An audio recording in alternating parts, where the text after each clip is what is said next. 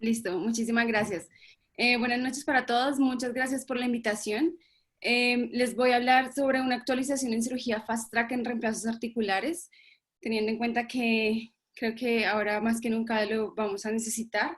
Eh, es un protocolo que definitivamente no es fácil de implementar, pero eh, creo que si uno lo hace juiciosamente es muy posible que se logre. En cuanto a la definición, es un programa de optimización de la vía clínica basado en la evidencia, que es una de las cosas más importantes para conseguir una recuperación rápida, segura y obtener los mejores resultados. Y una de las cosas más importantes que antes no se tenía tanto en cuenta es la satisfacción del paciente. Inicialmente estos protocolos se crearon más que todo para reducir costos.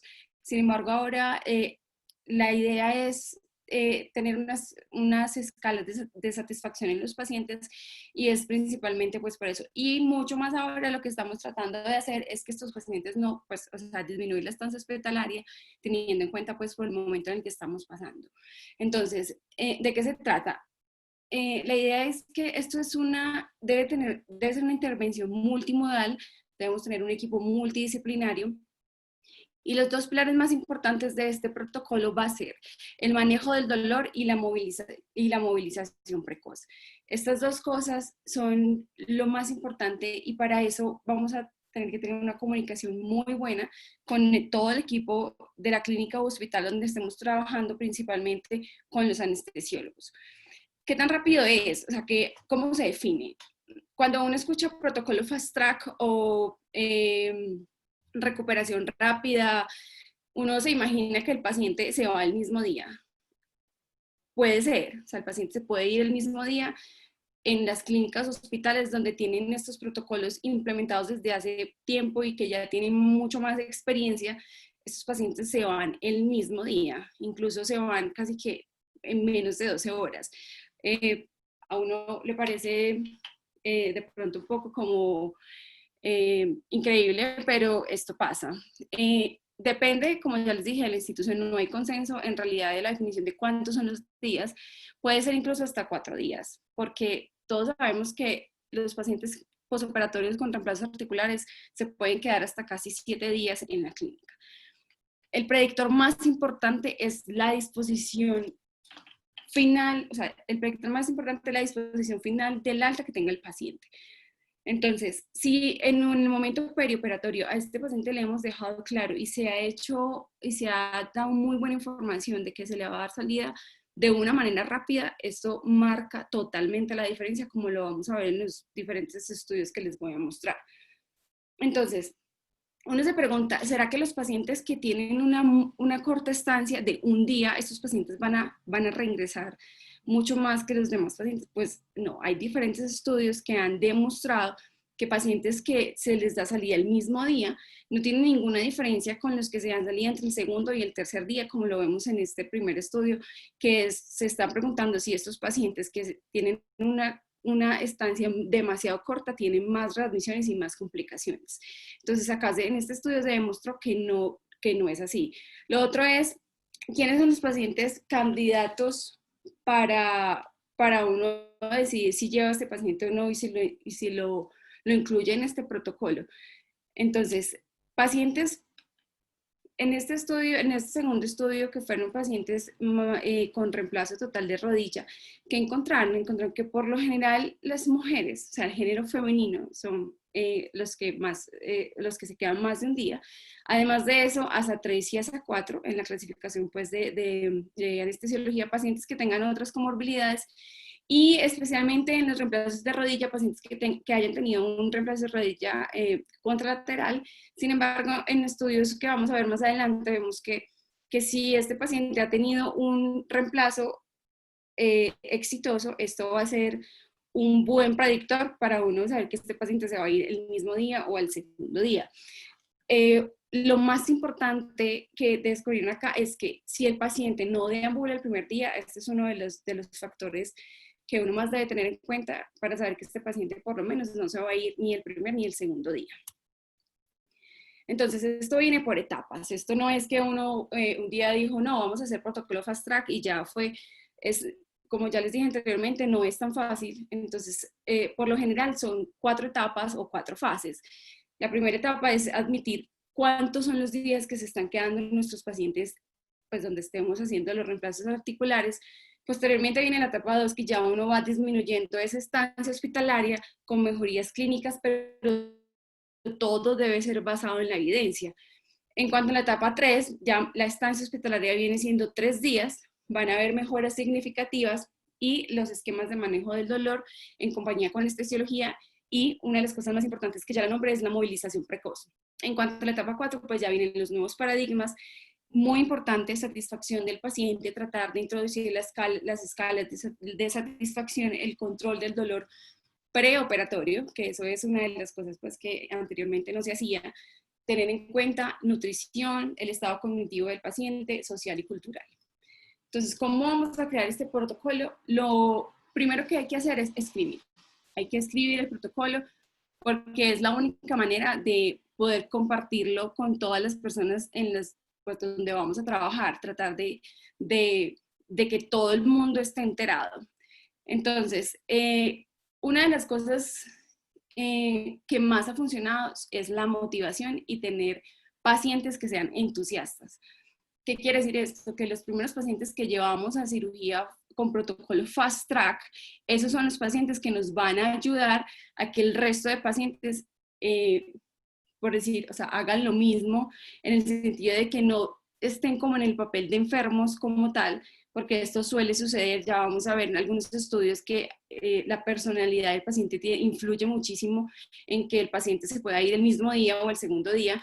Introducir cambios en la práctica, pues todos sabemos que resulta bastante difícil, por eso debe haber una buena comunicación, involucrar toda la administración, y esto debe ser, pues debe tener una armonía dinámica. En esta tabla que están viendo a la derecha, esta tabla es la tabla de difusión, o sea, la tabla de difusión e innovación. ¿Esto qué quiere decir?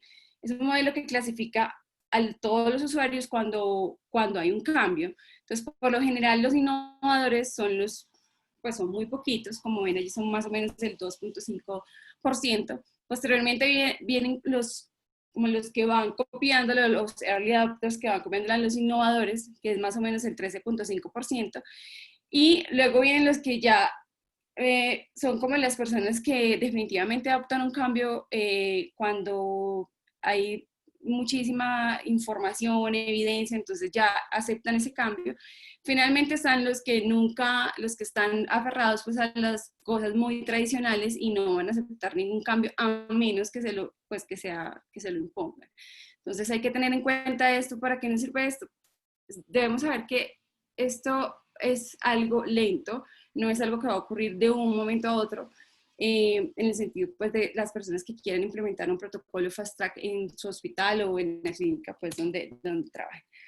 En cuanto a las sesiones informativas, de aquí parte todo, es súper importante tratar de tener claro cuáles son los pacientes que vamos a llevar a cirugía, y más o menos unos 8 días antes hacer una reunión. Debe haber una consejería de los cuidados y de la rehabilitación por parte de enfermería, una señalización de la extremidad a intervenir, los formularios, las escalas que se estén utilizando en cada institución, mitigación de riesgos, por supuesto. Pues no voy a hablar específicamente de cada riesgo porque pues cada cosa es un tema aparte. Una carpeta informativa donde tenga pues imágenes, donde les ilustren bien a los pacientes qué es lo que se les va a hacer y todos los pasos a seguir después de la cirugía. Información de la estancia prevista, como ya les dije, es uno de los factores predictores más importantes. Y lo otro es que por lo general en estos pacientes que se incluyen en este protocolo, no está incluido trasladarlos en ambulancia como tal. Entonces esto se debe informar previamente para que el paciente tenga claro y luego pues no haya pues como un día más de estancia hospitalaria por eso. Resolución de dudas. ¿Qué hace todas estas sesiones informáticas? Esto lo que hace es que reduce el estrés psicológico, que es uno más o menos es el tercer pilar de los protocolos Fast Track. Y fue por lo que inicialmente se crearon esos protocolos que se crearon más que todo para cirugía de colon. Y lo otro es confirmar las expectativas del paciente. Siempre debemos tener claro cuáles son sus expectativas para saber pues hasta dónde podemos llegar con este paciente. ¿Qué va a pasar al ingreso? Entonces al ingreso de estos pacientes van a tener una ingesta de agua libre hasta 2 horas antes de la intervención. Medicación habitual si lo requiere. En cuanto a enfermería, en el día cero, ¿qué va a hacer? Van a hacer la recepción del paciente, colocar la vía periférica y algo muy importante es el manejo del dolor perioperatorio. Entonces, ¿qué se puede utilizar? Pues por lo general se utiliza paracetamol 1 gramo, unas 2 horas antes de la intervención. Por lo general no recomiendan hacer sedación, pero si lo requiere hacerlo con midazolam, solamente 10 gramos y que sea, 10 miligramos, perdón, y que sea vía oral. Y solamente si este paciente está cursando por un periodo de ansiedad. Recomiendan el omeprazol vía oral 2 horas antes de la intervención. En cuanto a la optimización de riesgos, pues es lo que se hace pues por lo general habitualmente. El nivel de hemoglobina que se recomienda es que sea por lo general mayor de 13, en mujeres mayor de 12. Clasificar el riesgo, por lo general estos pacientes ASA 1 y ASA 2 son los que mejores resultados tienen, pero uno podría hacer un protocolo adaptado en pacientes que son ASA 3 y ASA 4. ¿Por qué? Porque se ha demostrado en algunos estudios que esta clasificación en cuanto a esta estratificación de riesgo con ASA a veces no es tan predecible y podemos tener pacientes que son ASA 3 e incluso a sus pacientes les puede ir mejor que un ASA 2. O sea, esto es algo que está muy interrogado. En la mayoría de estudios se interrogan todavía el ASA 2 como si se pudiera incluir pues normalmente como si fuera un ASA 1. Hay un score que salió en el 2017 y es este que les estoy mostrando en este artículo. Las siglas son OARA y esto tiene en cuenta las comorbilidades del paciente y unos puntajes. Entonces, no sé si alguna persona que esté presente en esta charla tenga todas las variables que incluye el score, porque en los artículos que han publicado no la encontré.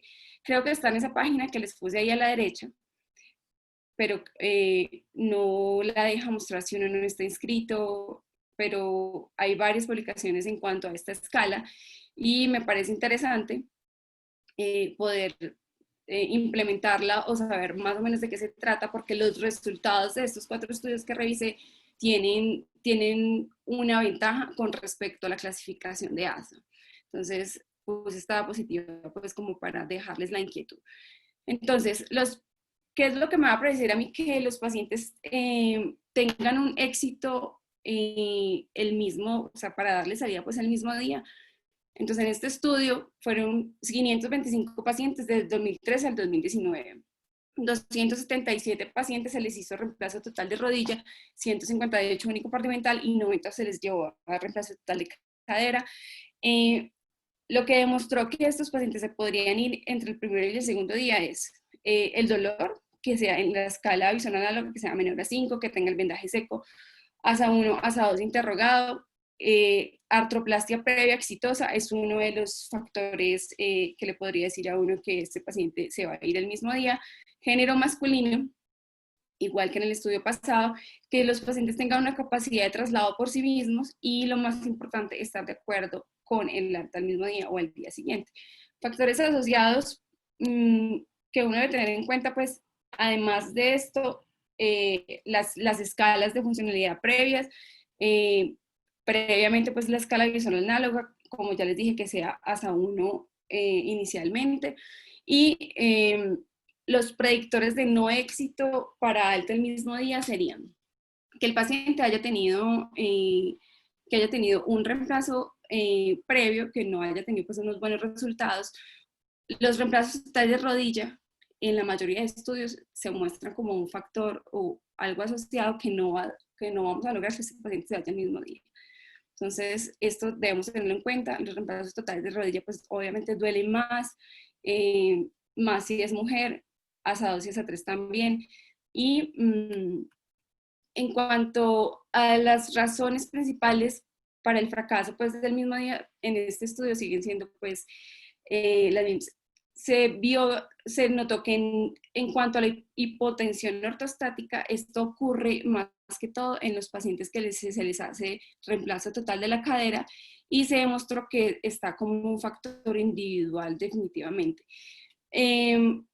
Lo otro es que la función motora y sensitiva encontraron que o sea, tiene una significancia bastante alta, y fue realmente la principal causa de que estos pacientes no tuvieran éxito pues, en el alta el mismo día. Además de eso, como ya les dije, pues los mareos postoperatorios que están más relacionados con el reemplazo total de la cadera, se debe minimizar el tiempo de la cirugía, estandarizar las técnicas, esto se refiere pues a los abordajes que se debe hacer, no está establecido que para poder dar salida el mismo día se tenga que hacer un abordaje específico anterior o lateral o postolateral. Se ha demostrado que con la diversidad de abordajes se puede hacer el mismo protocolo. Es súper importante dar corticoides en altas dosis para manejo del dolor, o dexametasona 25 miligramos, el cual se debe pasar lento por riesgo pues, de que a estos pacientes les da, cuando se pasa muy rápido, les da un dolor perianal. Hay muchos estudios que se preguntan si dar altas dosis de corticoides a sus pacientes les puede aumentar el riesgo de infección. En el estudio que les presento acá, el título que está ahí, este estudio no, o sea, se demostró que en estos pacientes que se les administra corticoides en altas dosis, no está relacionado con infección periprotésica o algo, o infecciones pues de la piel, ni nada de eso. Entonces, por esa parte, pues uno podría estar tranquilo. Por el contrario, los pacientes se benefician en cuanto al dolor, en cuanto al vómito y al mareo, cuando se da corticoides. Entonces, en cuanto a los abordajes, como ya les dije, se pueden hacer cualquiera, y en cualquiera de los abordajes se puede dar regreso.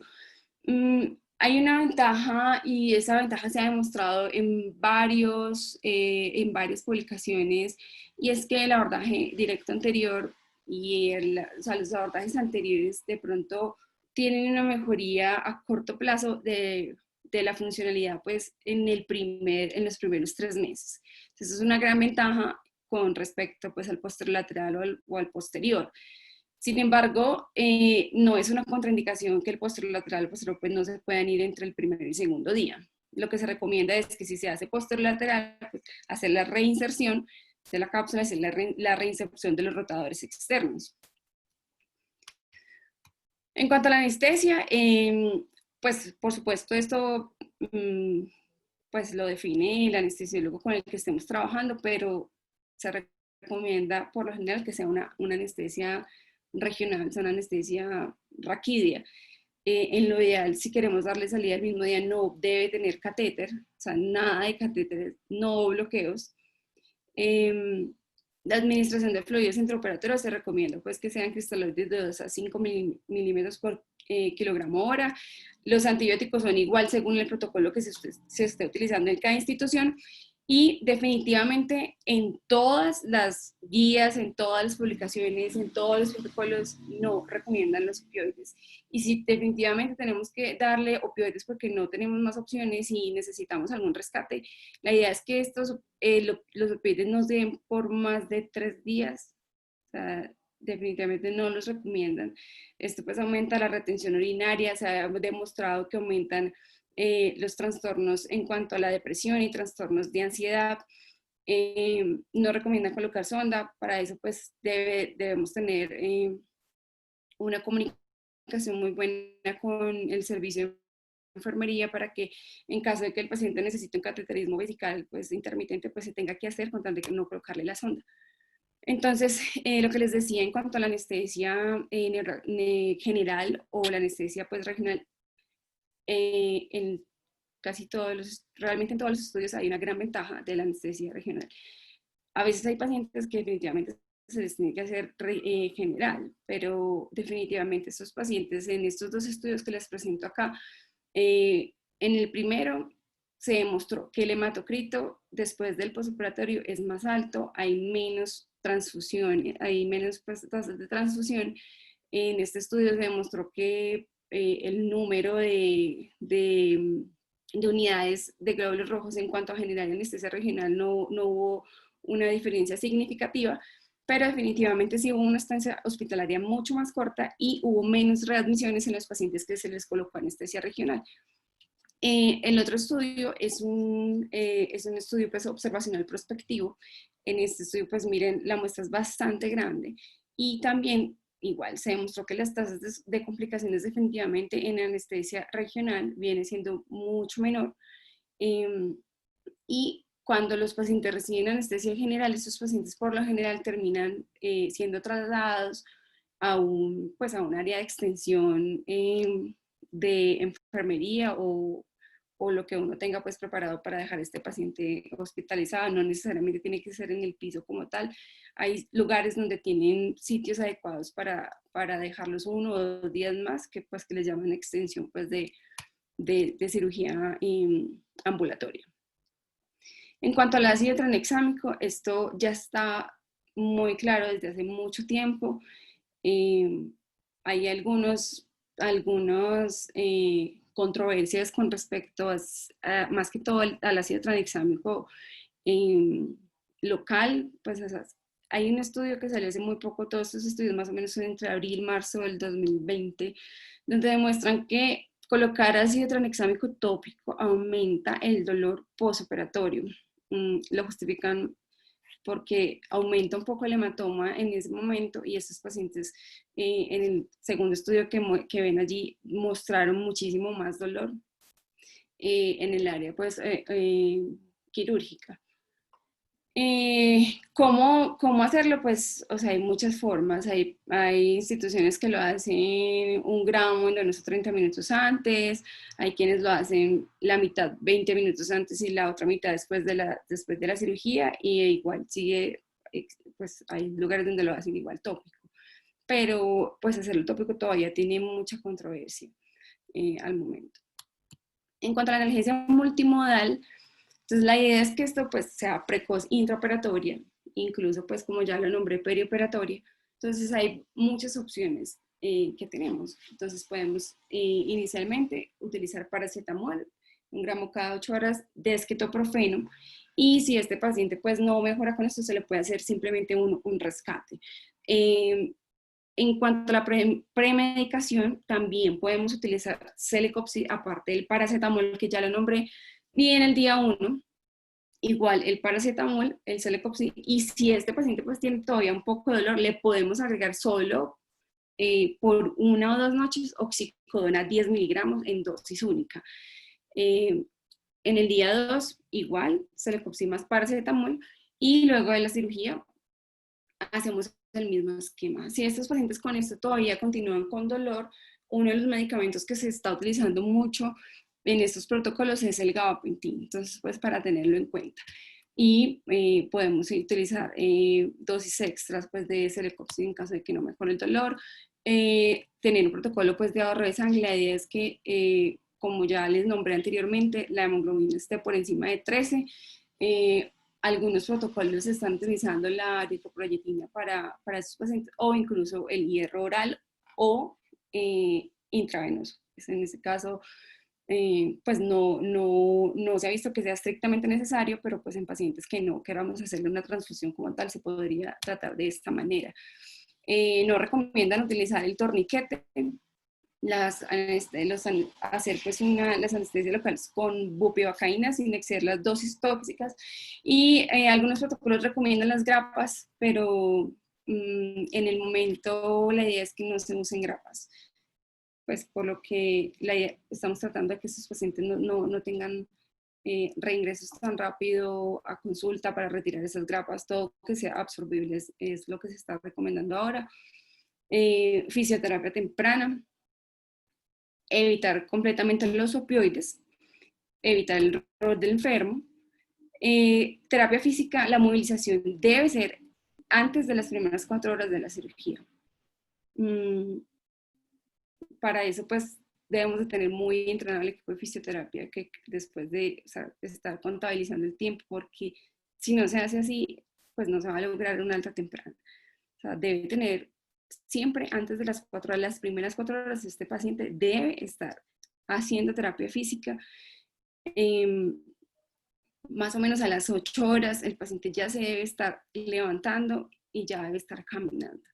Entonces, obviamente esto debe tener pues una supervisión y además de eso debe tener, pues hay que tener en cuenta qué tipo de abordaje se le hizo. Pues debemos de estar siempre en comunicación con las personas de terapia física.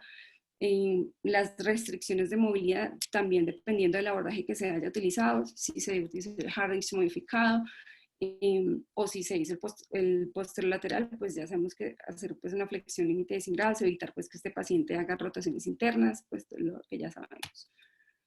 Criterios de alta médica, estos pacientes, si entra y sale de la cama solo, es uno de los criterios. Que se vista de forma independiente, que camine más de 50 metros, en otros protocolos es más de 70 metros, en algunos no tienen en cuenta los metros, sino simplemente que el paciente logre subir escaleras, que eso es muy importante. Por supuesto, el dolor menor a 5 en cuanto a la escala visual análoga y menor a 3 en reposo, pues a menos que exista pues alguna contraindicación. Siempre tratar de que tengamos unas encuestas, que todo esté, tratar de que esto sea publicado pues con todo el personal, para hacer pues un control de calidad. Esto es un estudio pues donde se ha demostrado que definitivamente con este protocolo podríamos conseguir una alta médica en el 88% de los pacientes, con una tasa de readmisión baja, mortalidad a 90 días de 0.1%, y pues definitivamente en algunos podría no haber diferencia si este paciente tiene hasta 3 o incluso pacientes pues, mayores de edad. Tener en cuenta siempre las diferencias individuales.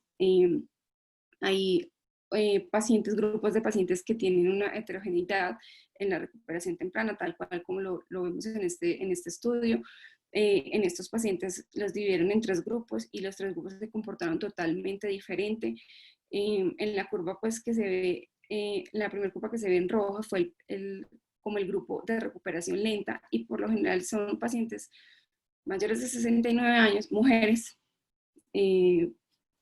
pues por lo general lo que justifican en cuanto a las mujeres es que pues tienen como más dependencia y de pronto un poco menos fuerza muscular, es lo que colocan en algunos trabajos que han hecho.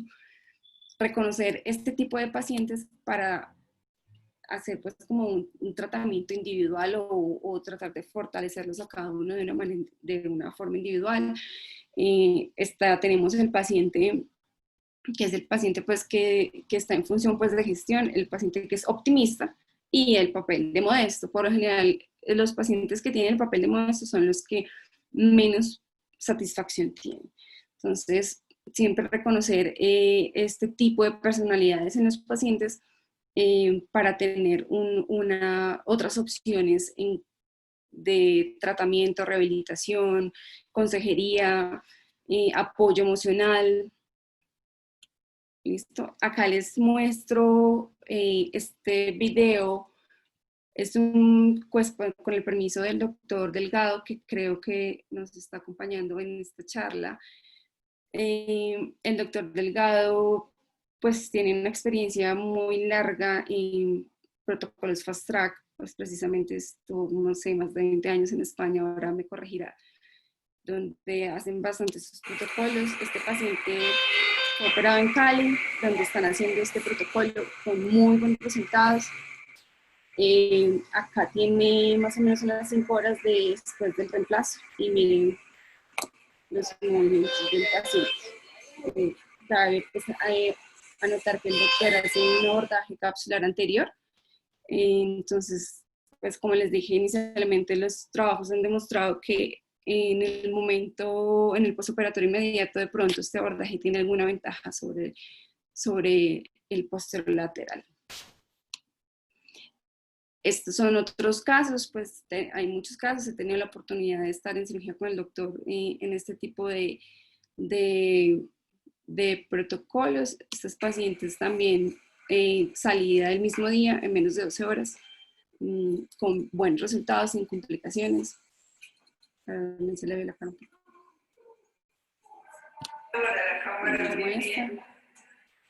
No, pues estoy muy contenta. Hacía rato que no estaba caminando.